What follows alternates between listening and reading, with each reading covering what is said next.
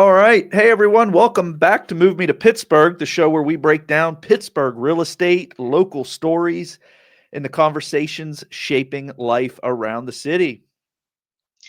We're your hosts, David and Cassie. Whether you're tuning in for market insight, neighborhood talk, or just a fresh take on what's happening around Pittsburgh, we're glad you're here. Each week, we dive into the trends we're seeing, the headlines catching our attention, and the things buyers and sellers and locals are talking about. So settle in. We've got another great episode lined up. Let's get into it. Cassie, a couple things I want to hit on while I was looking over Facebook. I was in like this Reddit group, and I there was an agent that posted about novations. She was concerned because one, she didn't understand what a novation was until she was already deeply involved in the transaction. Um, we've kind of talked about wholesaling and the novation idea. It's basically the exact same thing.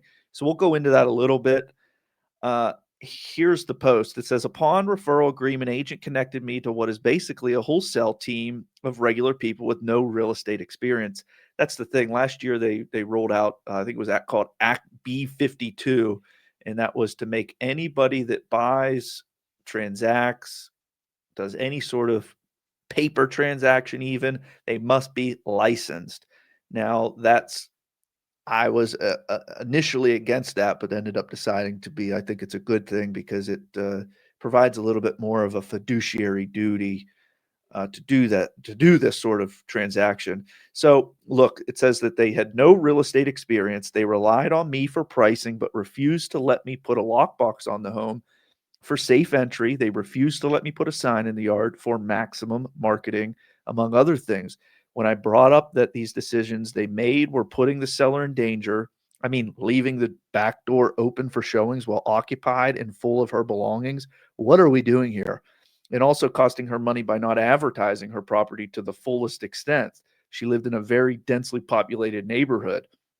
I was basically told to mind my business and that they knew what was best. We ended up selling her house under value because she needed a quick sell, and I'm not sure how much she, the seller, was aware of that. Lastly, whenever we got to the closing table and we see the final numbers, how it goes, these people charged her over $30,000 for, quote, their services being finding a real estate agent and connecting them to another real estate agent in the area, meaning that this lady could have hired me herself directly and saved her over $30,000 in cash. It would have been more money that she would have netted uh, instead of dealing with this middlemen group.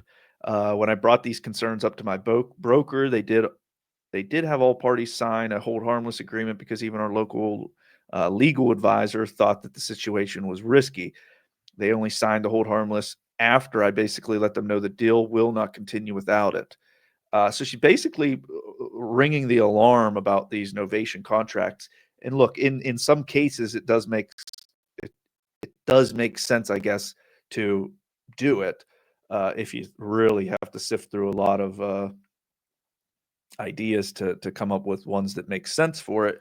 But look, you guys can reach out to us directly. You do and still sell your home as is. You can reach out to a real estate agent like ourselves and still sell the home as is. I mentioned that one last week or 2 weeks ago that I'm selling for $30,000. We're selling it completely as is, and we're making a fee off of that. Of course, we did professional photography. We put it on the MLS. We sent out postcards. Put a sign, a safety lockbox. Nobody was living in it. It's obviously can be like leaving the back door open. I've heard of this happening before, and uh, it's given the agent, the realtor, a bad reputation because what ended up happening was she ended up being home. She's in her like 70s, 80s, had a dog. She was pissed that the dog could have bit them, and then the dog would have had to been, of course, put down. So now we have to jump through this extra level of vetting because we have to tell her like, hey, look, that was not a real estate agent that you had. That was this like faction of a realtor that was listing your house on the market when you thought you were dealing directly with the end buyer. So I thought that was interesting and worth mentioning. You guys should always reach out to an agent to at least get our price on things. Of course, there's going to be agents out there that are used to doing nothing but luxury, nothing but move-in ready houses, and your house has some issues. And Cassie, I haven't seen you show up to any bad houses, but like if you're clicking through with high heels in Yeah. a property that's like a hoarder's house or something like that, uh, Yeah. that's obviously not the agent for you. You got to Right. have a pair of boots that you can walk through the house. Look, Yeah. we have that, right? So you just reach out to us if you know anybody in the neighborhood around you that is selling their home for cash. Reach out to us. We uh, and specifically one that would have made sense. Like you're probably wondering, like David, when is one situation where it does make sense? Cassie, can you tell them a little bit about that story? Yeah. So we actually just closed on a home a few weeks ago that we had a seller lead. He just wanted to get the house sold. It was his parents' home. He didn't really have a price in mind that he was needed. Like nothing was going towards anything like super important or anything. So he just wanted to get the home sold as fast as possible. So this is a situation where we could have done this. We could have bought it for the price that we discussed with him, but instead we chose to list it. We did list it though, and it went into multiple offers. So we did make a certain amount on it, but we could have bought it for 16, made a much higher amount. But Yeah, so the difference was 60,000 is all the guy wanted for it, and we ended up selling it for 73.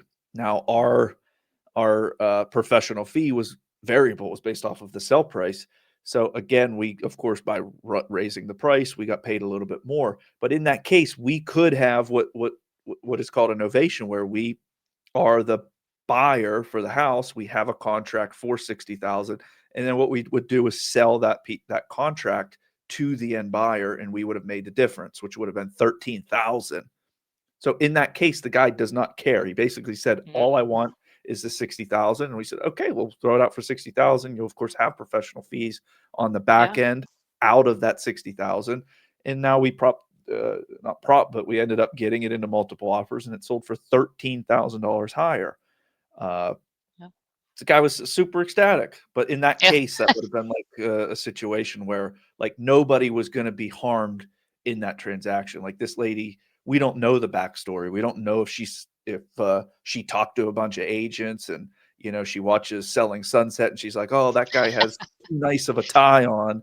They uh-huh, make too much money. Well, okay, the guy that showed up all dirty and was pretending to be Mr. Investor, he's going to be the end buyer for your property. He ended up making $30,000 more off of flipping your house very quickly to an end buyer. So some people just don't like agents, and that's totally fine. But in this case, hey, if you're okay with somebody else making $30,000 off of doing exactly what you could have done, it's pretty stupid. yeah, So let's go ahead and jump in. We had another one come up. This was the hand money conversation earlier this week. Uh, we do a lot of investor clients, and we have one specific buyer that writes up probably 20, 30 offers a month, and out of that 30 we probably get five accepted. This is again what I've been telling you guys, our listeners, that if you're only making one or two offers on a house and it immediately gets accepted, like, yeah, that's great for uh, an owner occupied situation. But if you're an investor and you're looking for a good deal, don't get emotionally attached to the piece of property. Make lower offers than the list price. If you're making an offer and it immediately gets accepted, it's arguable that you've overpaid for it, right? So we're writing up about 30 offers for the specific client. Um, and they're buying all over the country. They're buying in many uh, cities around the country. So if you figure he's writing up 30 and getting five accepted, and he's in five markets, that's a lot of deals. That's yeah, 25 deals. So if you put hand money down on each specific property right away, that's going to be over $25,000 of hand money sitting in escrow. Now, how many of those properties that get accepted do they actually close on? Remember, these are all sight unseen too. Um, that would be $25,000 being held up every single month. What I've started to do is we make the hand money due 2 days after we get through the inspection period. Now, if the seller decides like, hey, we want to keep the property active in the MLS during your inspection period, because remember, they're sight unseen, the buyer's totally fine with that. How many agents on the opposite side of the transaction actually counter that? Very little, which is unbelievably shocking. A lot of the times I have to nudge and be like, look, I don't know what your issue is. Like, why would we have to walk the property before getting it pending?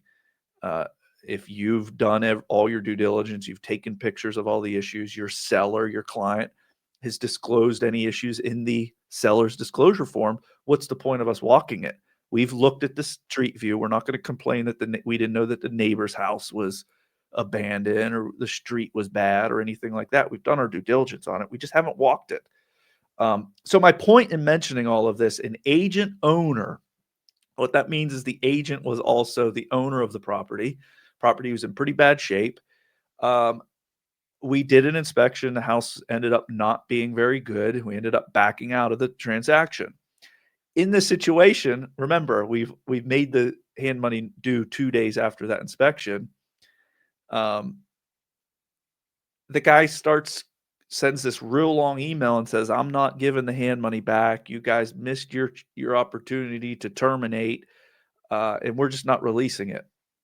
So the whole point here is, even if you've done everything completely correct in a transaction, your hand money can be held up for 30 days past closing. So if we're just getting the property under contract, most contingency periods are typically 10 to 14 days. Your hand money's locked up, whether if that seller gives you negative feedback and is not willing to release it. So that's something as a consumer to think about when you're putting down a massive amount of hand money and for whatever reason you have to back out of it and then go make an offer on another property. If you have a seller that's being petty or being difficult for no reason at all, they can hold your hand money all the way till the end. Now, obviously, if there's I can't think of the exact language. This isn't legal advice or anything like that. We're just thinking of things out loud here. There's language in there that as long as there's no like the buyer would have to sue the other seller to say that, here, look at the contract, and you have to spend $250 to go to the magistrate. The magistrate, hits the thing, and you get your hand money back. But you're out $250, and you're out the time, the opportunity cost to take your hand money to another transaction. Right. So watch putting down too much hand money. It's extremely risky. So, any comments on anything so far, Cassie? Questions? I honestly, one of the things that I hear a lot, I mean, I of course know what hand money is, but that is a term that I don't think everybody knows. I know sometimes when I first talk to buyers, they will say, what do you mean by hand money? What exactly is that? Now I know there's different terms for it, what like earnest deposit money, good faith money, but I know like that is a big question that I have from a lot of people. So like when you're saying, watch your hand money, what exactly are you Mhm. talking about? Yeah, so the hand money is another term would be earnest money. It's money you put down to say that you're serious about the property. Mhm. Uh, it's 1% of the transaction. So just for easy math, let's say it's a $100,000 property, you would put down $1,000 as earnest money or hand money. Here's the thing though, even if you back out using the inspection period, you get the hand money back. You're not out any specific amount there. Uh, as long as you have what are called contingencies in a offer and you use one of those contingencies, you get your hand money back. Mhm. Now, the only time that the seller would get to keep that money is if you're acting in bad faith as a buyer, or if you would breach the contract somehow. And how would you breach it? It would be like backing out of a transaction because you found another house down the street that you like better. That would Yeah. that would be acting in bad faith. Yeah. This I actually has happened to me before too. Go ahead. same. I was just gonna say I had one, yeah, that we did give a decent amount of hand money. I mean, it was a little bit more of a pricier house, but that was one of the things we tried to use to get the offer accepted. And but unfortunately, they backed out 2 days before closing, so they were out all that money. Wow. Uh, yeah, I have one that was a condo over in Oakland. The What's crazy about condos is they're all exactly the same as far as layout, and some of Yep. them are a little bit more updated. Son of a gun, if we and it was also in Oakland, which is a very desirable section if you're going to Yep. Pitt or CMU or any of our local colleges. We get the property under contract. We go through the inspection period, and we tried to terminate using the home inspection. How did they find out? Well, because the property that we were going to end up going and making the offer on was also the same brokerage as the one on top.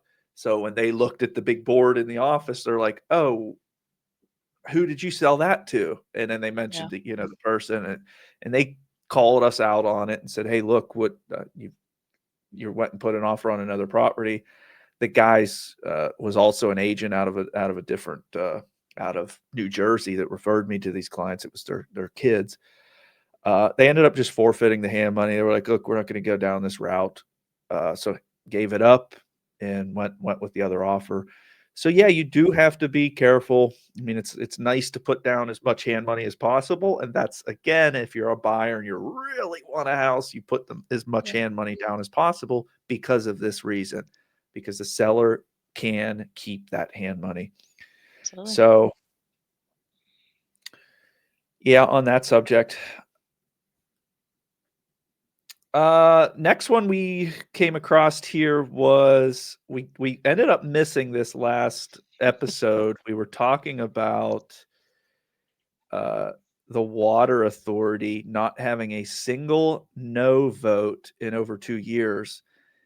It says while Pittsburgh Water navigated 870 million in decisions, its board almost never voiced dissent a single time. Heard the details in private and rarely received live public comment. Nobody's been showing up. Most of the board doesn't show up.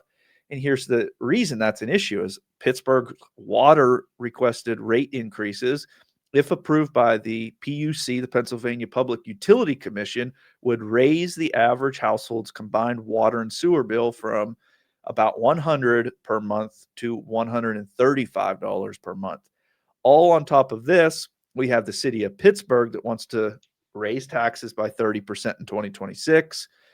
That would raise the millage rate from 8.06 mils to 10.48 mils. 1 mil is equal to $1 in tax for every $1,000 in assessed value. So this is a big issue here. I mean, I jumped to two things here, but they have not had a single no vote in over 2 years. And now on the city of Pittsburgh, we have 14 Democrats and only one Republican on that board. Now, that's okay. Allegheny County, the city of Pittsburgh, has been Democrat for the longest time that I can even think as far back. It just raises a little bit of concern that are they going to have any there's only one Republican on there, and even the one guy that just ran, what was his name here? Alex Rose. Yep. He's self-identified as a uh, progressive Democrat, and he only ran as an independent was to get the spot because there's rules in place that there's not uh, a major majority. I can't remember what the term is called. So that raises a little bit of concern. I mean, everything that comes across the board, are they going to be voting yes on that? The public comment on the proposal is December 22nd to talk about the city of Pittsburgh 30% tax increase. The budget and tax bills need approved from 5 of council's 9 members to pass, 6 if Gainey uses his veto power. So far, there's only been 1 no vote on this. It's Teresa Kell Smith. We also have here Allegheny County raised its millage rate by 36% effective this year. So do you see a trend here? Every single Yep. thing is going up. I watched yesterday they had a meeting at the city building in regards to the budget for 2026. I thought it was interesting. They're mentioning that they're working on cutting spending. And while I was listening, they mentioned $3 million in cuts. And there was only one guy sitting at the table, and he says, I don't know if he was kind of just playing on words. He kind of smiled when he said it, but he's like, why such a massive amount of cuts? There was like 15 people that were getting cut. So that by cut, you think that they're actually cutting those jobs, meaning they're going away. And he says, why such a big amount? Why are 15 people getting cut? And I think it was the chief of staff there. He says, well, sir, we're not actually cutting it. We're moving it around. We're moving it from department to department. So they're trying to pitch us, the residents of the city, to agree to raise the taxes while they pretend to cut, which is not cutting it. They're just moving them to different departments. So just be aware when you're reading some of these articles to kind of play on what you read versus what they're actually talking about down at the city hall. Absolutely. Next on this, there is what's called the EXP new disclosure form called the Consumer Choice Form. I thought that this was worth mentioning because there's a lot of big acquisitions happening. Rocket Companies completes an acquisition of Redfin for $1.75 billion. And on top of that, Compass announces their combination with Anywhere Real Estate. By the way, guys, Coldwell Banker Realty is part of Anywhere. Yep. Sotheby's is Anywhere. Better Homes and Gardens, that's all Sotheby's. Or excuse me, that's all Anywhere Real Yeah. Estate. So why is this topic with the EXP's news disclosure forms important? Well, what's happening is there's no disclosures on, let's say we as agents would get a lead from one of these companies. Most of the time, these companies are charging the agent anywhere from 25 to 50% referrals. So that could essentially drive the prices up, meaning they're going to pass that price off to consumers. So at Coldwell Banker, we have a disclosure forms that everybody questions and they laugh at us why we have a buyer agency agreement that's like 15 pages. We call it the Consumers for Life packet. It's a consumer's guide to real estate services, is what we call it. It's about 13 pages long. It's in addition, we have our clients sign it uh, with the buyer agency agreement. What it says in here is that Coldwell Banker, the Anywhere brand, owns all of these companies. So even though us as agents don't make any money by us sending them to our in-house broker or in-house insurance agent, our in-house closing services, even though we as agents don't get any sort of uh, incentive, I guess. I mean, I guess if you call like lunch occasionally here and there, or like a potluck or anything like that Yeah. is like an incentive. Uh, that's why this is important. So Coldwell Banker has been disclosing uh, if one of the companies that we refer them to is owned by Anywhere. But here, if we refer our clients out to some random lender and we go, let's say 50-50 on Zillow leads, or we're doing like pay-per-click leads or something like that, there's really there's no set form that says that you have to disclose that. And that's what EXP here is disclosing. And this all comes down as Zillow Corporation. They, of course, own Zillow. Obviously, our consumers or our listeners should know, if you're on Zillow, how are they making their money? This is a billion dollar plus company. How do they make their money? If a product's free, you're the consumer, right? So what's happening is Zillow sells agents zip code. They have 300% available in each zip code. So each agent that wants to purchase in that, I guess they can go up to as many people in that zip code as once, as long as it's See what? 300%. So what's happening is per lead that comes through, let's say you're looking on a specific website and you reach out and let's say Mount Washington, and you click that you want to request more information about this specific property. Zillow is selling your information to an agent. So we immediately reach out, we call you, we set up the tour. Well, we don't have it as far as I know yet in Pittsburgh, but it's called the flex agents. Flex agents, instead of paying for that lead up front, which is very expensive. I mean, we're talking hundreds of dollars per Yeah. contact. And they're removing that model and they're going towards this flex system. What the flex is the agent signs up, they have to be able to convert a specific amount of these leads, but you as the agent have to give a referral fee back to Zillow. You also have to send a specific amount of these leads to Zillow's mortgage company. So there's a big lawsuit that's going on right now, and one buyer said that they felt that they were taken advantage of because they didn't realize that the agent was not just affiliated with Zillow in a way that they're getting money back, but also the mortgage company is getting money back. So I think this is really important and it's worth mentioning. It's worth having a conversation anytime that you are interacting with a real estate agent Yeah. to ask these sort of questions. Um, any thoughts or comments? Anything you want to mention on this?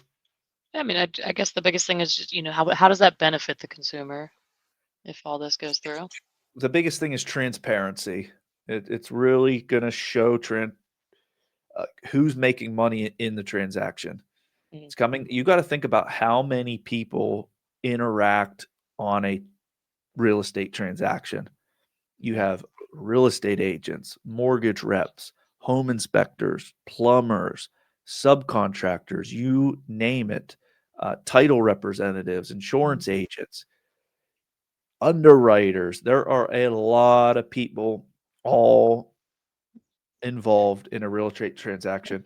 And if It's a you lot think going on about behind it, the scenes.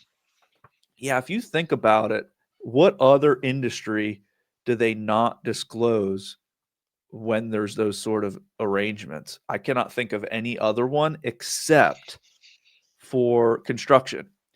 Uh, Yeah. I come from a little bit of a construction background, and that's what made me think of it. But there could be a lot more. If anybody knows any, put it in the chat. But when you subcontract, like when you hire a general contractor or you hire a roofer, you hire anything like that, they immediately subcontract most of the time those projects out to another company, especially roofing. I can only think specifically of Hmm. roofing. Um, you randomly get guys that show up, they, for the most part can't speak English. And you're like, that's not the crew that I hired that's up there. That's not Yeah. the guy that I met. Uh, that's the only time it's like there's no specific like I'm getting money from him Right. and there's no switchback on that. So that's the only industry that I could think of. So why to get back to your question is it's transparency. Yeah. Like, are you getting money for this from this transaction for me to kick it? Now, and that's Yeah. one other thing to think about is like, look, we advertise and we say that we can help you buy or sell in any market anywhere in the world. Uh, when we call agents in other markets, we ring them up, and we have the ability to ask these agents questions because we're in the business, and that's exactly what we mean when we say that we sell real estate in basically all over the country, all over the world. We have Coldwell Banker agents in almost every location. Mhm. So we reach out to them and we ask them like, hey, here's our clients' expectations. Can you meet them? Do you have professional training? Are you coached?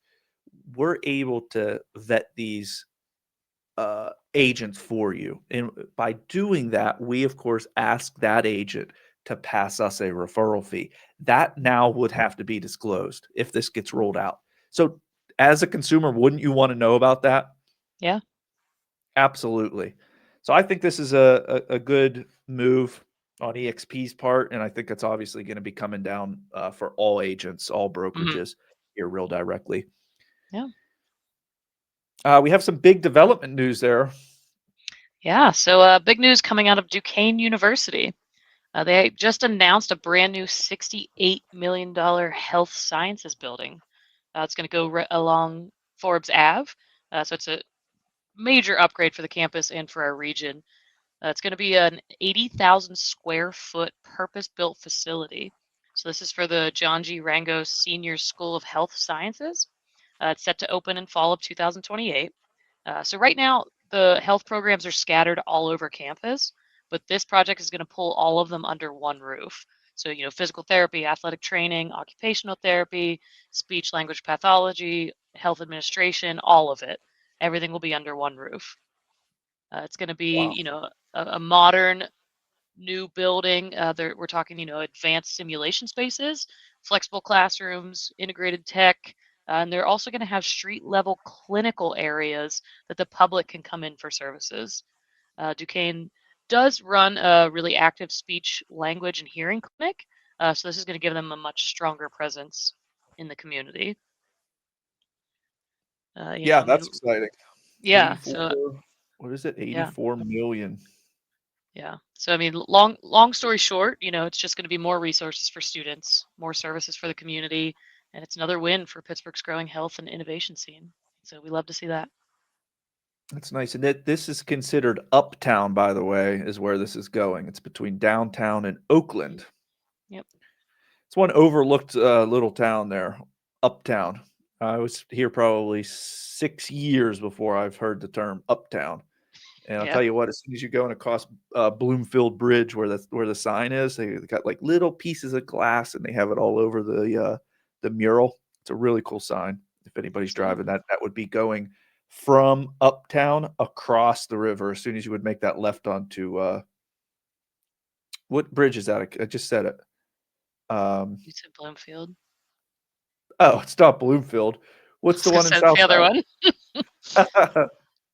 It's right. If you come off of the bridge, there's the library, and not well, library's to the right, but then library Yeah. the bar, which I would highly suggest everybody go in there. It's really cool. They got these like book props.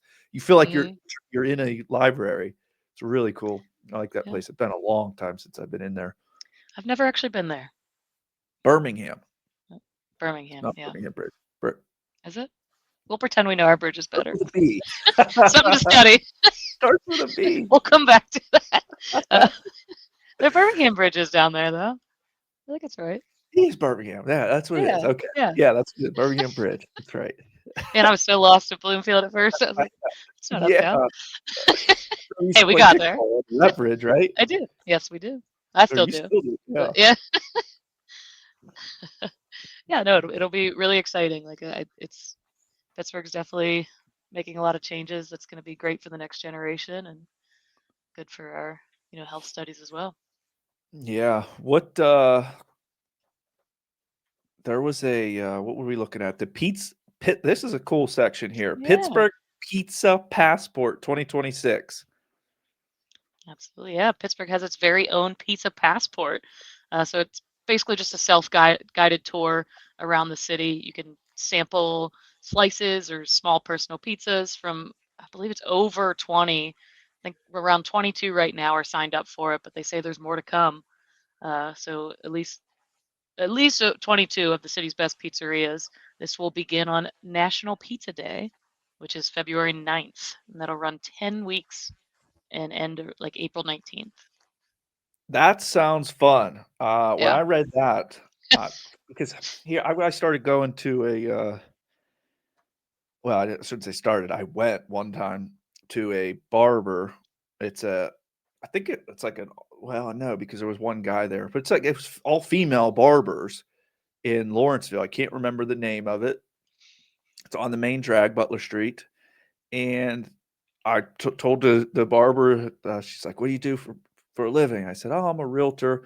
And then, like after a little while, there was another guy in another seat, super Italian looking guy.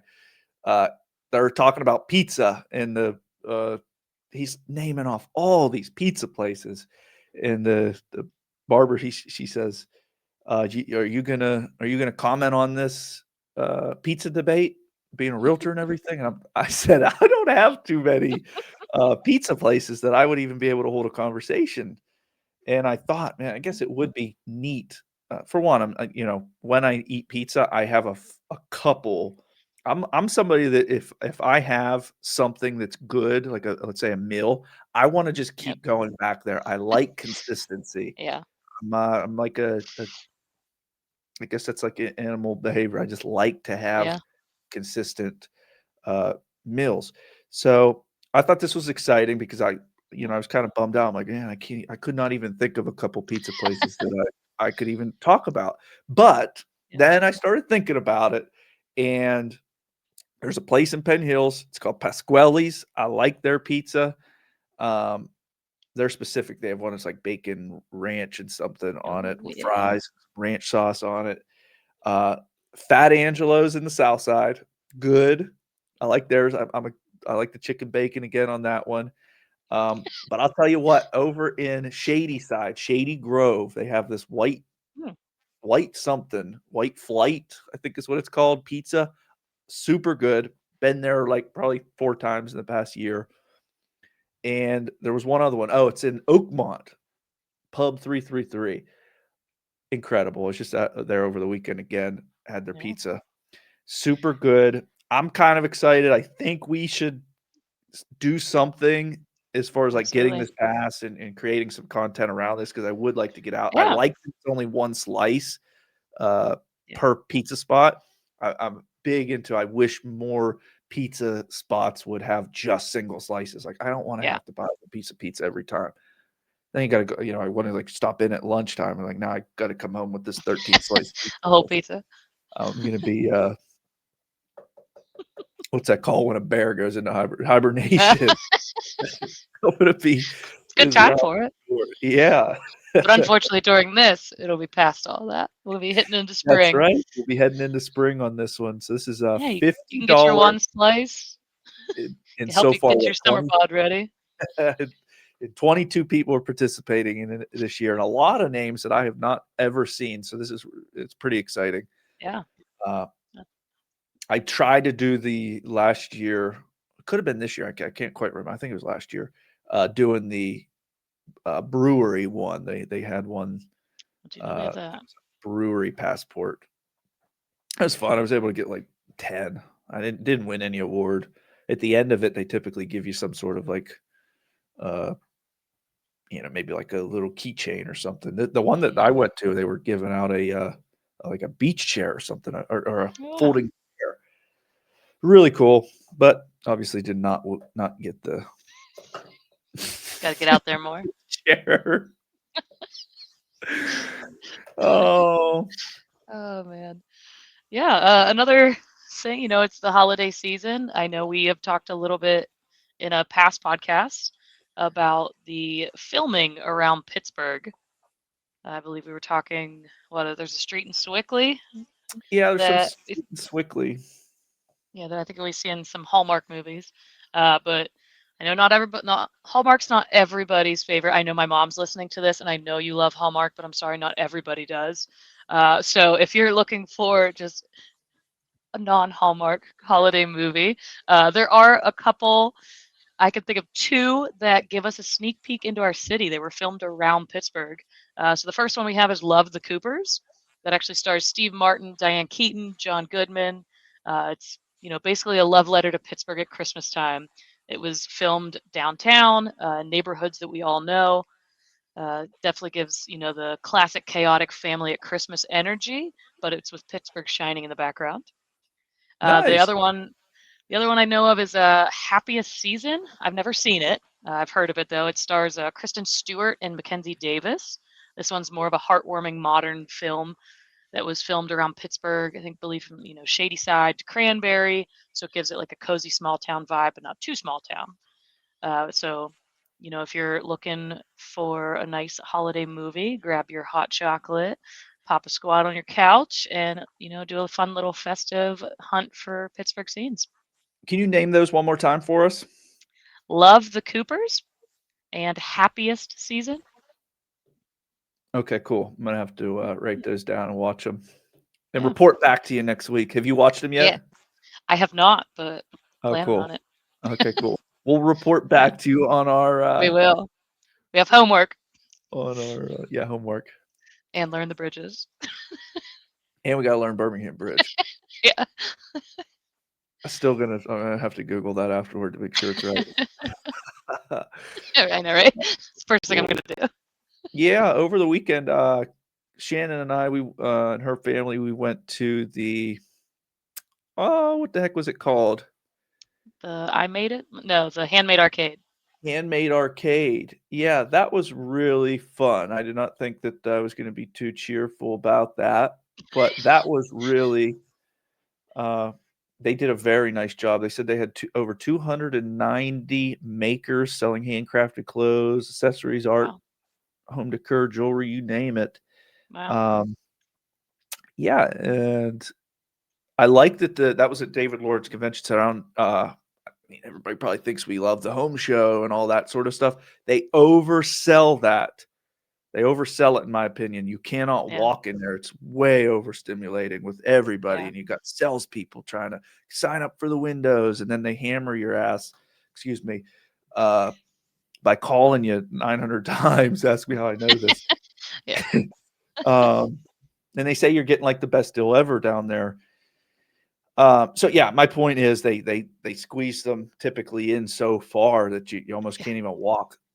If they had 290 vendors there, it felt perfect. They had the everything was wide enough that you can walk down each aisle. It nice. felt really nice. Good. They had Christmas music playing that you could actually hear. It was really cool. So I would recommend everybody to do that. That's again, that's passed so far for this year, but for next year, I would definitely think of going to Yeah, that. I didn't see any advertising for it, so I have no clue how I saw a little Shannon bit of it. or her family even came up with it. Maybe in the email. I think Did it it might have make been it in in the our email? email. It might have been in the email. I might have even. I think I might have. I've definitely put it because they have similar events at the convention center like that. I believe Okay, I might have put it in there. So yeah, cool.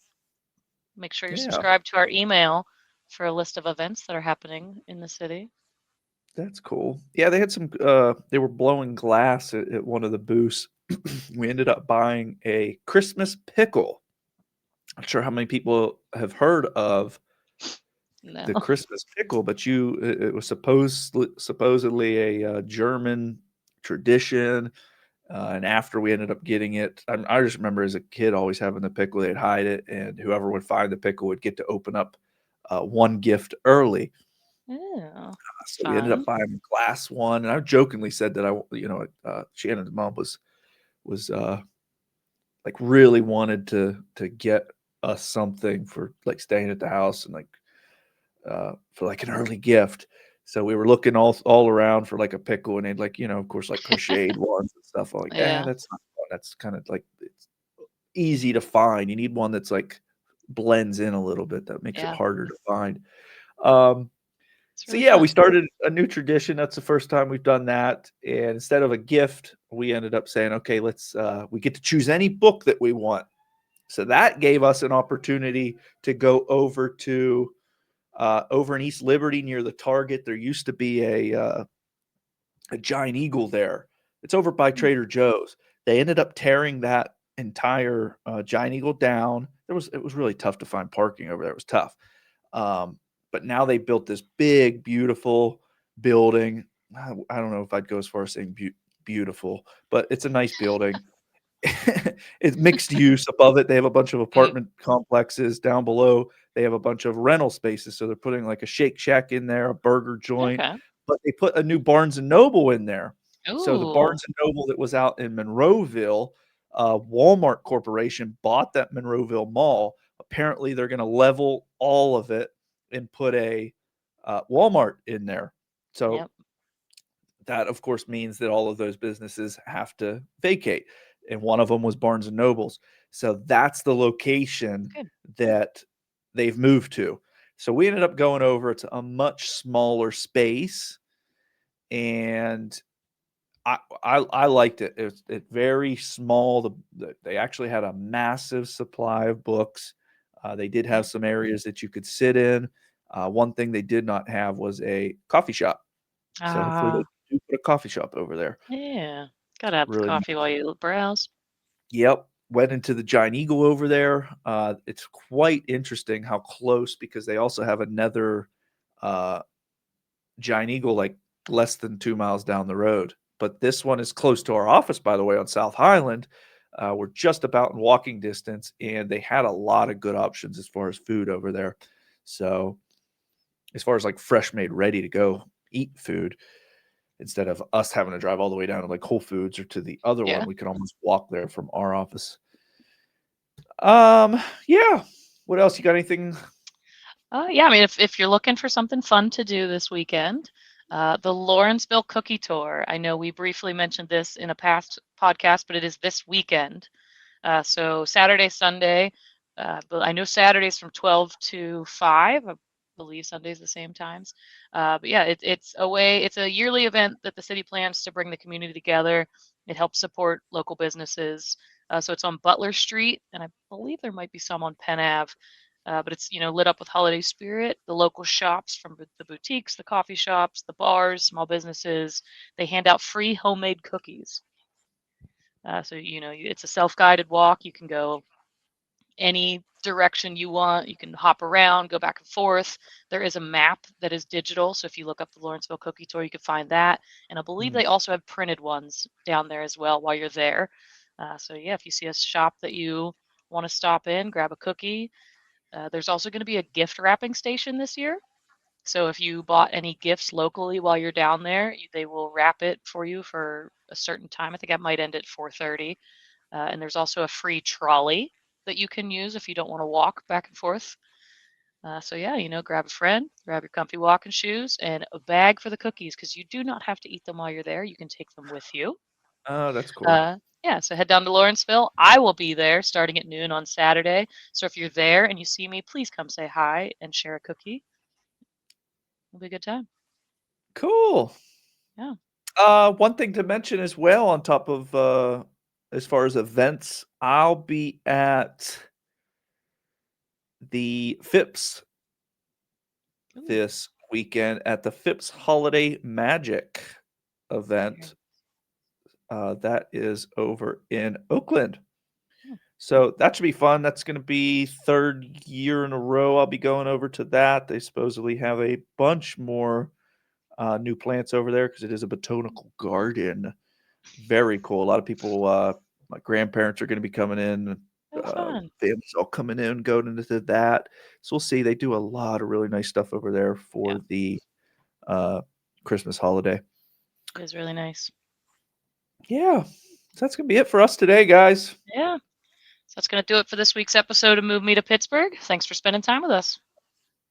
If you enjoyed the episode or have any questions you want us to cover next episode, send them our way. We love hearing from our listeners. And of course, if you're thinking about buying, selling, or investing anywhere here in the Pittsburgh region, we're always here to help. And thanks again for hanging out with us. We'll see you next time on Move Me to Pittsburgh.